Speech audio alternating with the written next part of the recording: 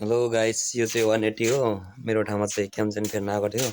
तपाईँलाई चाहिँ नयाँ जानकारी दिँदैछु ल यो गाडीको बारेमा। मैले चाहिँ यसमा HYB को क्याम्चन हालेको छु। यो चाहिँ खोल हो तपाईँको, यो चाहिँ पातलो क्याम्चन हालेको छ। मैले हालेको क्याम्चन चाहिँ यहाँ हेर्नु होला है, HYB को कम्पनीको। यहाँ हेर्नु, यसको तपाईँको टाइमिङ पनि देखाइदिन्छु।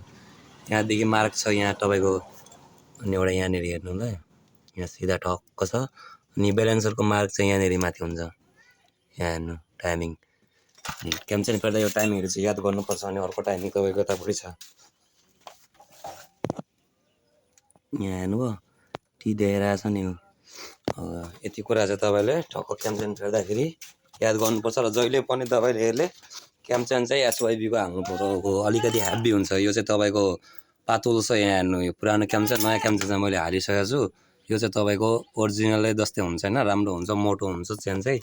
अनि एडजस्टर पनि नयाँ हाल्न आँटेको छु है त गाइज। मेरो युट्युब च्यानलमा नयाँ हुनुहुन्छ भने लाइक सेयर कमेन्ट गरिदिनु होला, र मेरो युट्युब च्यानललाई सब्सक्राइब गरिदिनु होला। अनि यस्तै नयाँ भिडियो चाहिन्छ भने हजुरहरूले सपोर्ट गरिदिनु होला है त।